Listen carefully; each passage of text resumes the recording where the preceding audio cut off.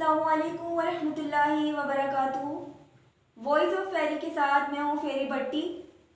उम्मीद है सब सामीन खैरियत आफियत से होंगे। अल्लाह रब्बुल इज़्ज़त हम सबको ईमान वाली, सेहत वाली, तकवे वाली लंबी ज़िंदगी अता फरमाए। आज हम बात करने जा रहे हैं कि हर इंसान की ज़ुबान पर इस वक्त एक ही शिकवा नज़र आता है। हर इंसान एक ही बात से परेशान है कि महंगाई क्यों बढ़ गई है और एक्स्ट्रा ही बढ़ गई है, और बिल जो है वो हमारी सोच से ज़्यादा क्यों आ रहे हैं और इनको कम कैसे किया जा सकता है, इनका हल क्या है और ऐसा क्यों हुआ है।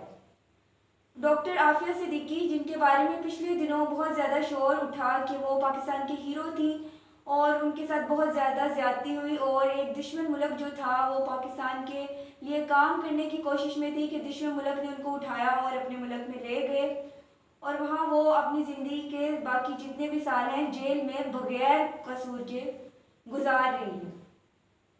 पाकिस्तान की मईशत की सबसे बड़ी तंगी की वजह यह है कि किसी कौम की जो बेटी होती है वो किसी भी कौम की गैरत होती है।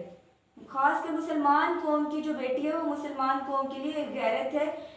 लेकिन कोई भी मुसलमान, चंद दिन तो मीडिया ने आवाज़ उठाई, चंद दिन तो सेनेटर मुश्ताक के कहने पर बहुत ज़्यादा लोग बोले, लेकिन अपने एक आर्जी सा एक शोर उठा, उसके बाद सबने खामोशी इख्तियार कर ली और किसी ने भी ये ज़रूरी नहीं समझा कि जब तक उस बहन को, उस माँ को, उस बेटी को आज़ाद ना करवाया जाए हमें अपनी आवाज़ को उठाते रहना चाहिए। लेकिन हुआ क्या कि हम खामोश हो गए और अपनी ज़िंदगियाँ गुजारने में मगन हो गए, जैसे कि हमें कोई फ़िक्र ही नहीं है कि वो आज़ाद हो या ना हो, हमें कोई फ़र्क नहीं पड़ता। तो अल्लाह रब्बुल इज़्ज़त तो आदिल है। अल्लाह रब्बुल इज़्ज़त को ये बात शायद पसंद नहीं आई, या हो सकता है कि डॉक्टर आफिया सिद्दीकी की बददुआ लग गई हो कि मुसलमान कौम, पाकिस्तान कौम उठती ही नहीं है। तो अल्लाह रब्बुल इज़्ज़त ने हम पर ये अजाब का कोड़ा उतारा है। जो बिल ज़्यादा आ रहे हैं, जो सैलाब बार बार आ रहे हैं और जो महंगाई का बहरान बहुत ज़्यादा बढ़ गया है, इसकी वजह हमारी गलतियां हैं, हमारे गुनाह हैं।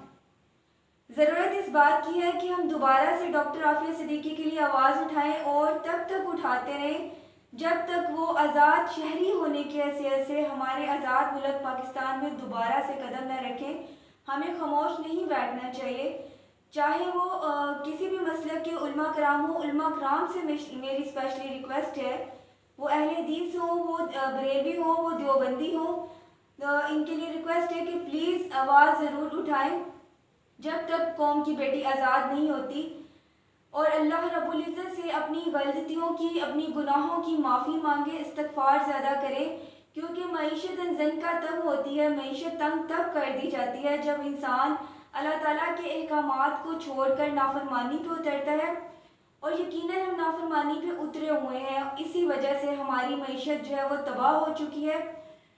अगर हम चाहते हैं कि हमारे बिल कम हो जाए, अगर हम चाहते हैं हमारी महंगाई कम हो जाए, तो पहला कदम ये उठाना पड़ेगा कि हमें डॉक्टर आफिया सिद्दीकी के लिए सच्चे दिल से आवाज़ उठानी पड़ेगी।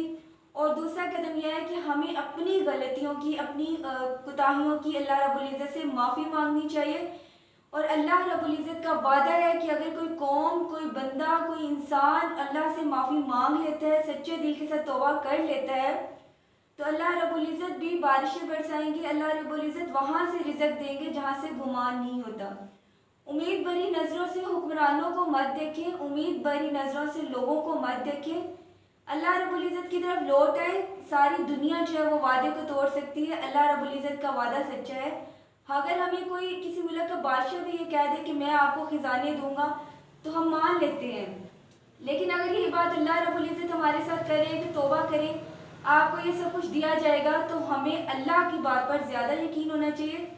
बस ज़रूरत इस बात की है कि सच्चे दिल से तौबा करनी है और डॉक्टर आफिया सिद्दीकी के लिए तब तक आवाज़ उठानी है जब तक कि वो आज़ाद ना हो। व आखिर दावाना अनिल हम्दुलिल्लाहि रब्बिल आलमीन।